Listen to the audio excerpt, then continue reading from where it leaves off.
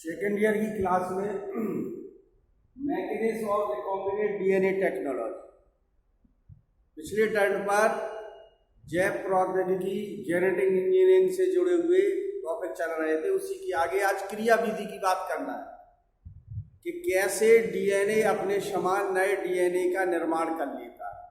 इसके पहले परिचय पढ़ा था। परिचय के बाद अपन लोगों ने फिर उसका जो मटेरियल की आवश्यकता होती है वो मटेरियल एकत्रित किया। अब इसके बाद क्रिया विधि का मतलब क्या होता है कि इनको डीएनए को कैसे अपन लोग अलग अलग करके जोड़ सकते हैं दूसरे में। ये टेक्नोलॉजी के अंतर्गत है। तो क्या है? Mechanism of recombinant DNA technology. Recombinant माने हमने क्या बताया था? पुनरावृत्ति। उसी प्रकार से एक से उठा करके दूसरे में डाल दी। अच्छी वैरायटी के डीएनए को अलग करके दूसरे में डाल देना, ये पूरी टेक्नोलॉजी है रिकॉम्बिनेंट डीएनए टेक्नोलॉजी। अब इसमें 4 हेडिंग का वर्णन है। Isolation and selection of desired DNA पहली heading.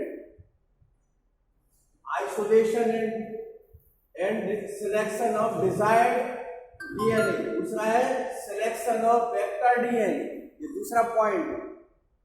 Secretion of desired DNA into vector DNA and formation of recombinant DNA molecules, ये तीसरी हेडिंग है। और फोर्थ है transfer of recombinant DNA into host cells and its cloning।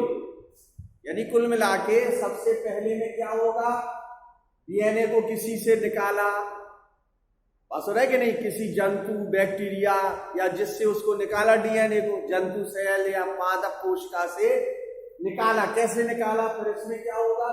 Selection, उसको निकाल के टुकड़ों में बांट दिया, छोटे छोटे टुकड़े कर दिए। टुकड़े के बाद फिर उसको हटा करके किसी सॉल्यूशन में डाल करके दूसरे डीएनए से जोड़ना। और तीसरे में क्या है? जो टुकड़ा टूट गया है, जो जुड़ गया है दूसरा टुकड़ा, फिर से उसको दूसरे एनिमल्स क्या होस्ट सेल से इट्स क्लोनिंग, उससे नए डीएनए को कंप्लीट करके किसी एनिमल्स के शरीर में डाल देना। यानी कुल मिला के 4 हेडिंग से जुड़ा हुआ है। तो जो पहली हेडिंग है isolation and selection of desired DNA, इसका मतलब समझ लीजिए काफी इंपॉर्टेंट टॉपिक है। ये पूरा 5-6 नंबर का आ जाता है, लॉन्ग क्वेश्चन आ जाता है कि रिकॉम्बिनेंट डीएनए टेक्नोलॉजी की पुनर्योजित डीएनए तकनीकी क्रिया विधि। पुनर्योगज डीएनए तकनीकी क्रिया विधि है हिंदी किसकी? Recombinant DNA technology. तो जो पहला पॉइंट है, सर्वप्रथम जिस बैक्टीरिया, प्लांट या एनिमल सेल से डीएनए सेगमेंट को अलग करना होता है, यही बात आ रही ना?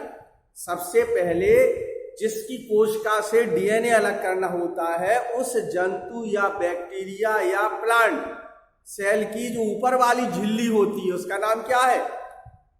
उसको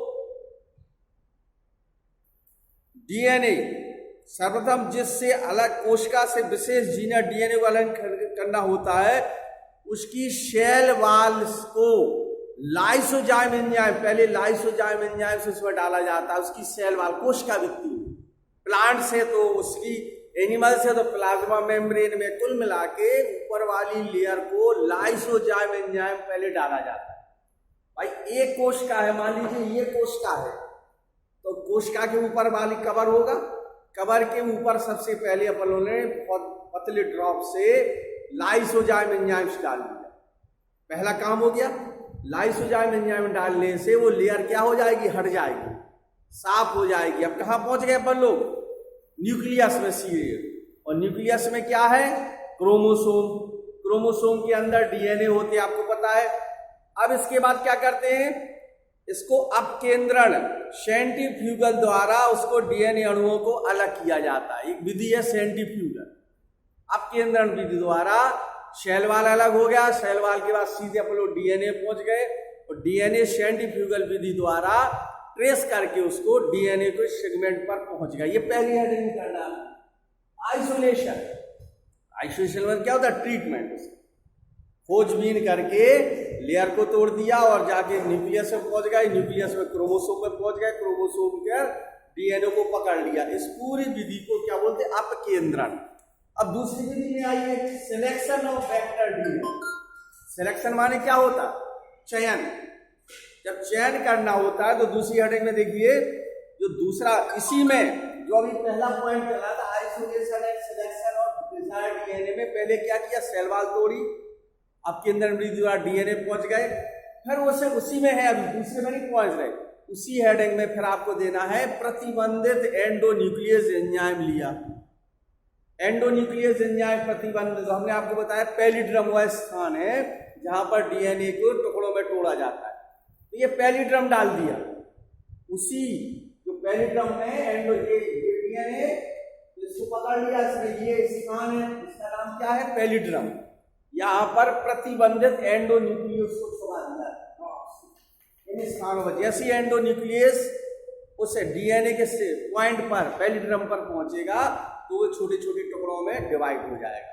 इतना आपको पहली हेडिंग में देना है, उन छोटे छोटे टुकड़ों में डिवाइड हो जाना ही क्या हो गया? आइसोलेशन सिलेक्शन ऑफ, और उसमें से जिनको इनकी आवश्यकता है छोटे छोटे टुकड़ों की, बड़े टुकड़े हटा दिए, छोटे टुकड़ों की जिनकी जरूरत है उनको एकत्रित, सिलेक्शन ऑफ डिजायर्ड डीएनए, जिनको इनको दूसरे में जोड़ना है। समझा की बात? तो ये पहली हेडिंग हो गई। अब दूसरी हेडिंग में देखिए, जो इसी हेडिंग में क्या था, एकदम जो 3 बेस से 5 बेस और 3 बेस से 3 5, ये एक दूसरे से जुड़े हुए हैं। अब दूसरी हेडिंग में देखना है क्या है, जो दूसरी हेडिंग है वांछित डीएनए सेगमेंट का विवरण, सिलेक्शन ऑफ वेक्टर डीएनए। इसमें देखिए, इसमें दिया इन्होंने वांछित डीएनए सेगमेंट को विखंडित डीएनए सेगमेंट से अलग कर लिया और इसको जेल इलेक्ट्रोफोरेसिस किया गया। एक घोल का नाम है जेल इलेक्ट्रोफोरेसिस। जो आपने अलग छोटे टुकड़ों को अलग किया है उनको एक सॉल्यूशन में डाल दिया, उसका नाम क्या है? घोल का नाम है जेल इलेक्ट्रोफोरेसिस, PHORESIS। इस विधि द्वारा डीएनए लंबाई के अनुरूप अलग अलग छोटी छोटी पट्टियों के रूप में जेल के रूप में एकत्रित हो जाती है। जैसे सॉल्यूशन में डाला, सॉल्यूशन में छोटे छोटे बैंड के रूप में एकत्रित हो जाती है। जेल इलेक्ट्रोफोरेसिस में डाल दिया, उन छोटे छोटे टुकड़ों को जो प्रतिबंधित एंडोन्यूक्लियस से टुकड़े हो गए थे पैलिड्रम के स्थान से, उनको जेल इलेक्ट्रोफोरेसिस में बंद कर दिया। बंद करने से छोटी छोटी लंबाई के टुकड़े सब छोटे छोटे जाकर के डिवाइड हो गए और कहाँ जुड़ते जा रहे हैं? ये जुड़ते जा रहे हैं, एक जेल पर एकत्रित हो जाते हैं। मॉलिक्यूलर प्रोब्स की मदद से वांछित डीएनए सेगमेंट को पहचान लिया जाता है। एक वैज्ञानिक थे बिगविद, यूएसए के वैज्ञानिक थे, जिन्होंने ये एक्सपेरिमेंट एस्केरिया कोलाई पर किया था। क्या किया था? जो जेल एक सॉल्यूशन है, जेल में इलेक्ट्रोफोरेसिस जो था एक सॉल्यूशन, उसमें टुकड़े छोटे छोटे थे। उन टुकड़ों को क्या किया इन्होंने? इस तरह पदार्थ में डाल दिया, जिससे और अलग अलग जो बड़े टुकड़े थे वो अलग हो गए, छोटे टुकड़ों को अलग करके ये वाली मैंने सिलेक्शन कर लिया। और वेक्टर डीएनए जिनको इनको दूसरे में डालना है, उन टुकड़ों को इन्होंने एकत्रित करके अलग प्रभावी जगह बना दी, शेष को हटा दिया वहां से। ये दूसरी हेडिंग है। तीसरी हेडिंग पर आइए।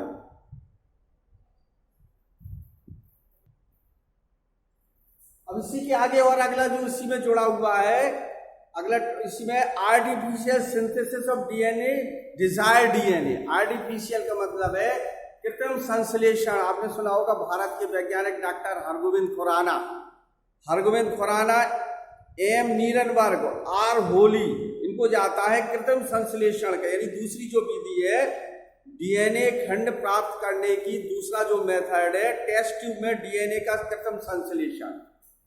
टेस्ट ट्यूब में डीएनए का कृत्रिम संश्लेषण किसको जाता है? डॉक्टर हरगोविंद खुराना को, एम नीरनबर्ग को और होली को जाता है। इन्हों को 1968 में नोबेल पुरस्कार से सम्मानित किया गया था। ये दूसरी विधि है इसकी, सेगमेंट को अलग करने की, डीएनए सेगमेंट को। अब आइए complementary DNA synthesis and selection. इस विधि में आवश्यक प्रोटीन में मैसेंजर आरएनए, राइबोसोमल आरएनए और ट्रांसफर आरएनए। आपके इनमें से ज्यादा सबको पता है प्रोटीन संश्लेषण राइबोसोमल आरएनए के द्वारा मुख्य रूप से होता है। मैसेंजर आरएनए ट्रांसफर करते रहते हैं और messenger RNA, transfer RNA material को आदान प्रदान करता रहता है और राइबोसोमल आरएनए प्रोटीन संश्लेषण करके डीएनए की एक्टिविटी को और बढ़ा देता है। जब डीएनए की एक्टिविटी बढ़ जाती है तो वांछित मैसेंजर आरएनए को पृथक करने के लिए समुचित टिश्यू से उसकी समस्त आरएनए निकाल लिया जाता है और 3' सिरे से प्राइमर के रूप में पॉलीहाइड्रेट ए क्रम को संकलित करके जोड़ दिया जाता है। यानी कुल मिला के दूसरा जो डीएनए पॉलीमरेज एंजाइम से डीएनए पॉलीमरेज एंजाइम जोड़ता है डीएनए के टुकड़ों को और प्रतिबंधित एंडोन्यूक्लियस टुकड़े करता है। जब जोड़ेगा तो पॉलीमरेज एंजाइम अलग अलग करेगा तो प्रतिबंधित एंडोन्यूक्लियस। 2 प्रकार के एंजाइम्स होते हैं। और अंतिम पॉइंट है selection of vector DNA. Selection अंतिम 5वां पॉइंट है सिलेक्शन माने उनमें से जो अच्छा किस्म के हैं जो वेल डेवलप फिट हो गए हैं उनको सिलेक्शन किया और सिलेक्शन करके दूसरे पुराने डीएनए के साथ जोड़ दिया। उपयुक्त विधि से अलग किए गए वांछित डीएनए को किसी अन्य डीएनए अणु से जोड़ करके पूरा कंप्लीट बाइक्वाइड यानी एक तो पुराना ले लिया और दूसरा डीएनए जो टुकड़ों के रूप में जोड़ा है इसको उससे अपन लोगों ने क्या किया, जोड़ दिया।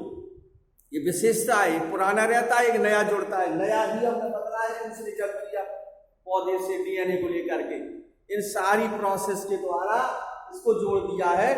तो क्या है, जिस डीएनए अणु से जोड़ा जाता है उसे वेक्टर डीएनए कहते हैं। वाहक का चयन निम्नलिखित लक्षणों के आधार पर किया जाता है। वाहक डीएनए आकार में छोटा होना चाहिए,